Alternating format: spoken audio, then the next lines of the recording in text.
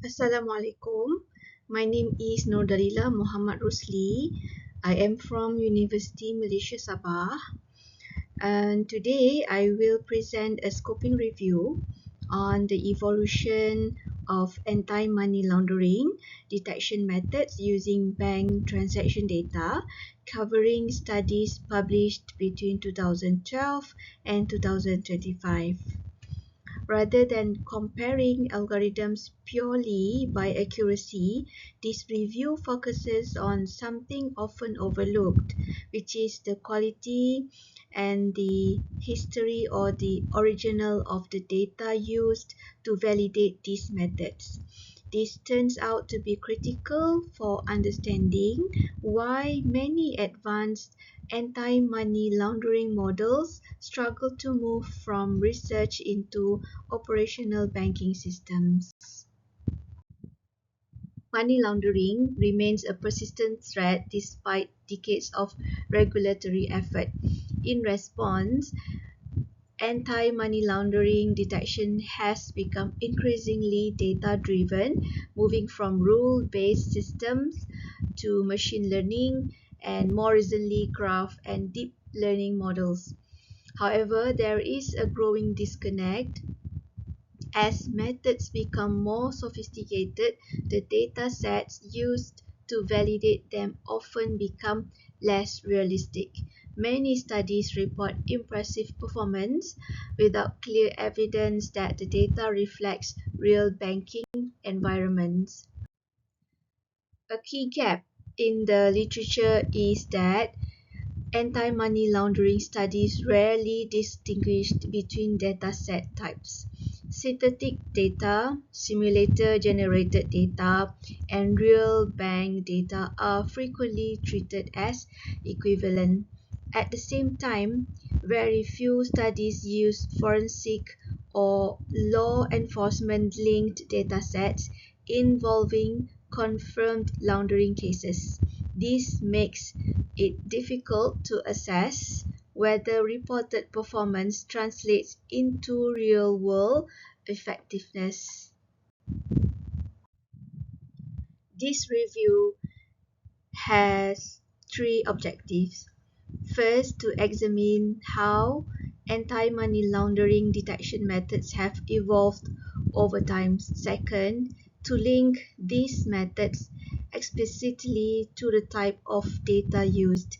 Third, to identify gaps that limit operational deployment. The scope was restricted to bank transaction-based anti-money laundering detection. We excluded crypto-only, hawala, and non-bank studies to maintain methodological focus. We conducted this review using Scopus Index journals.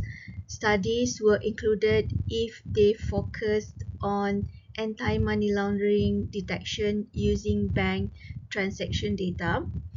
The final sample consisted of 27 studies published between 2012 and 2025.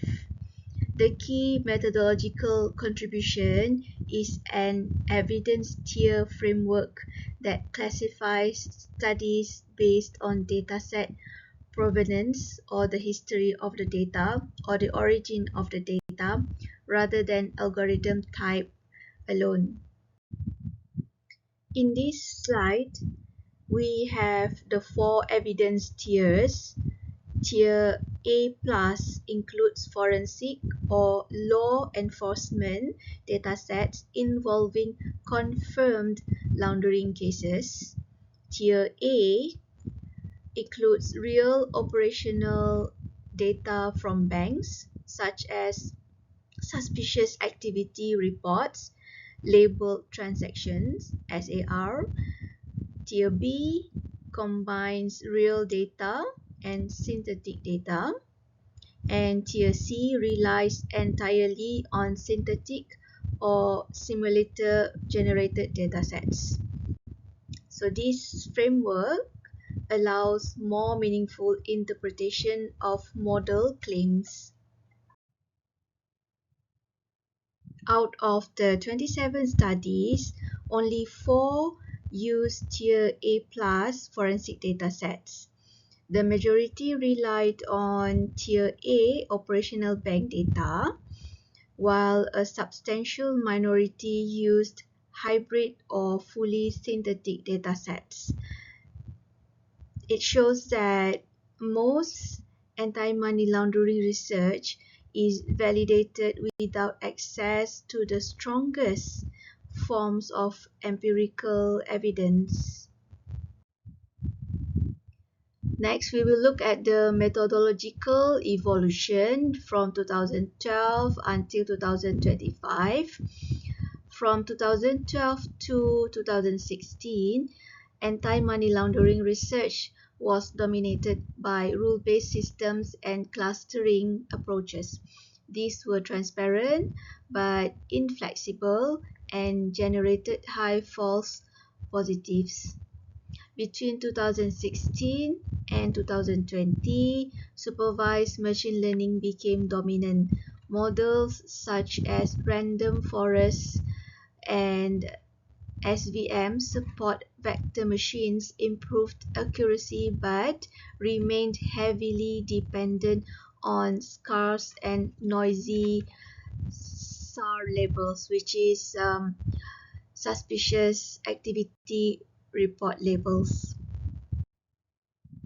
From 2020 onward, research shifted toward graph-based methods and social network analysis, reflecting the relational nature of money laundering.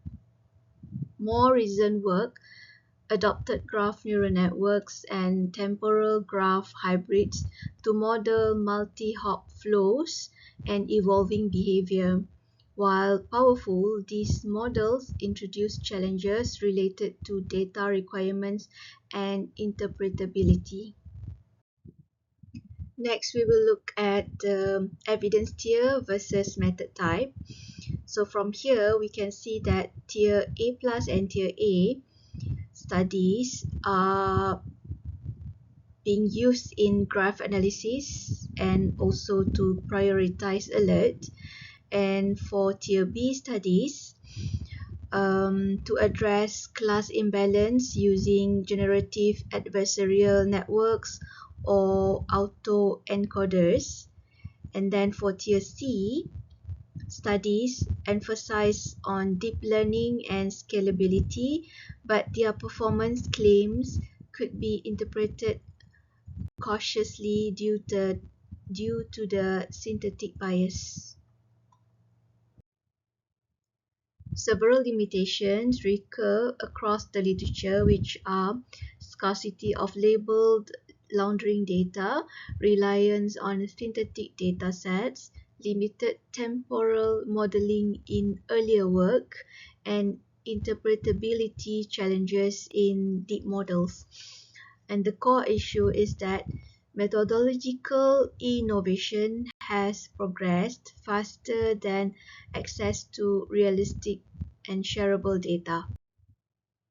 For regulators, this highlights the importance of explainable and auditable anti-money laundering models.